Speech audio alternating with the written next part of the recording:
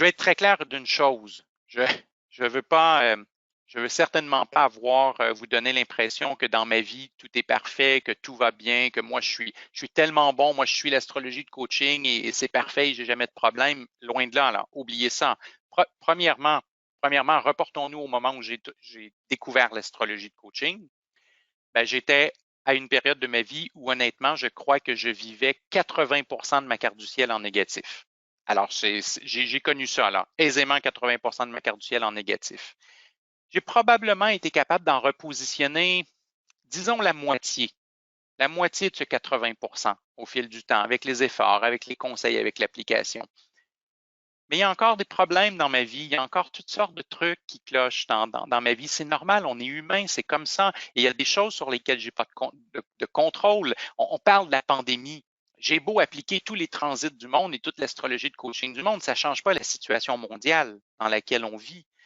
Donc, l'astrologie de coaching, c'est pas de la magie. Je suis pas en train de vous dire que moi, je suis bon parce que j'applique ça et que maintenant, ma vie est fantastique et faites comme moi et vous aurez les numéros gagnants au loto et 26 amoureux. Et, bon, c'est pas du tout l'idée de l'astrologie de coaching. Mais c'est quand même une illustration que je voulais vous donner de comment on peut se poser comme question, est-ce que, est-ce qu'un symbole pourrait aussi, je sais qu'il a mauvaise réputation, mais est-ce qu'il pourrait aussi se vivre positivement? Et si oui, on essaie de le faire le plus possible et on essaie de s'éloigner le plus possible des éléments négatifs parce que comme ça, on va favoriser une direction plus positive dans notre vie. On ne va pas tout changer, notre vie ne va pas devenir parfaite du jour au lendemain. Il y a des éléments qui ne peuvent pas disparaître, mais on peut certainement améliorer la direction que l'on prend et on peut certainement, avec les méthodes prévisionnelles, se préparer à des transits qui peuvent nous paraître plus difficiles ou qui peuvent nous sembler plus difficiles. Et là, au lieu de les voir comme uniquement une source d'inquiétude, on peut essayer de les percevoir aussi comme une source d'accomplissement. Qu'est-ce qu'on pourrait faire avec ça et que ça donnerait un bon résultat? Voilà essentiellement les fondements, la philosophie de l'astrologie de coaching et que je voudrais mettre en application d'ici la fin de la conférence avec vos thèmes ou enfin avec vos phrases astrologiques, vos configurations astrales.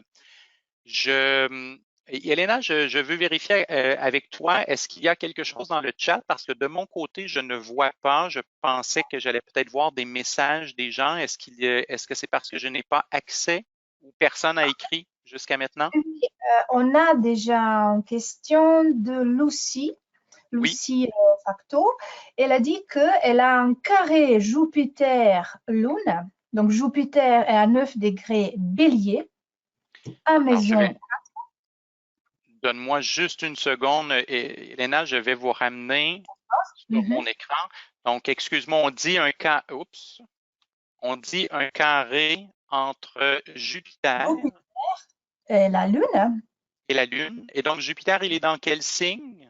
Il est dans un Bélier, 9 degrés, à 9 degrés. Parfait. Et la Lune? Et la Lune, il se trouve à 15 degrés en Cancer. Super. Et je serais curieux, est-ce qu'elle a donné, c'est Lucie, c'est ça? Est-ce qu'elle a donné les maisons dans lesquelles se trouvent Jupiter et la Lune? Elle a donné, donc Jupiter, il se trouve juste un petit peu. Les questions bougent parce que les gens posent des questions. Donc, on a Jupiter à 9 degrés Bélier à maison 4 Parfait. et la Lune à maison 8. Bon, très bien. Alors, je fais ça rapidement. Vous voyez à l'écran, donc j'essayais juste de mettre l'ensemble, le strict minimum là, des informations. On a donc un Jupiter en bélier et en maison 4. Et ce Jupiter fait un carré, donc à la Lune, qui est en cancer et en maison 8.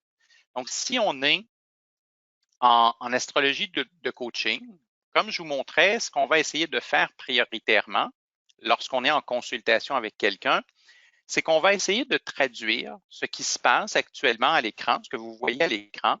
On va essayer de le traduire dans une formulation positive. Et par la suite, on va aussi mentionner les pièges ou les dangers qu'il y a à l'intérieur de ça. C'est certain que quand je parlais tout à l'heure d'un carré qui relie nécessairement deux planètes qui n'ont pas le même comportement, la même façon d'être. Vous avez un bon exemple ici. Vous avez un carré d'une planète en bélier et en cancer. Vous savez, peu importe les planètes, au départ, s'il y a une planète en bélier et une planète en cancer, les deux n'ont pas tendance à vouloir aller dans la même direction et avoir le même mode de comportement. Le bélier, il est extraverti, il veut aller vers l'extérieur, il veut foncer, il veut expérimenter. Et le cancer veut rester chez lui, dans son monde intérieur, il veut être bien, il veut prendre du temps pour relaxer. Alors, c'est vrai que si on a deux planètes ici, elles risquent au départ de ne pas s'entendre. Mais allons comprendre comment une peut complémenter l'autre, comment les deux peuvent, comme je disais tout à l'heure, s'asseoir à la même table et dialoguer pour voir ce qui en retourne. Allons-y avec la Lune en Cancer et en 8 pour débuter. Vous avez quelqu'un ici dont le monde intérieur, il est très, très riche. Quelqu'un dont l'imaginaire est très fort, les émotions sont très fortes, peut-être potentiellement même des capacités mystiques, psychiques, à tout le moins intuitives. Vous avez une lune qui est chez elle dans le cancer, donc un monde intérieur qui est très, très vif. Et cette maison 8 qui peut être une maison de l'occulte, qui peut être une maison du ressenti et qui est une maison aussi j'aurais envie de dire de thérapie, c'est-à-dire que c'est une maison qui veut regarder le matériel inconscient et intérieur en face, une maison qui ne veut pas se cacher la vérité. C'est une maison qui est convaincue que si on plonge à l'intérieur de nous et qu'on est capable de confronter le matériel qui nous habite, incluant nos blessures, incluant nos peines, incluant ce qui nous a bouleversés dans la vie, cette maison-là, elle est convaincue que la remontée va nous rendre plus forts, avec plus de sagesse et avec une grande, grande capacité souvent à se guérir et à guérir les autres.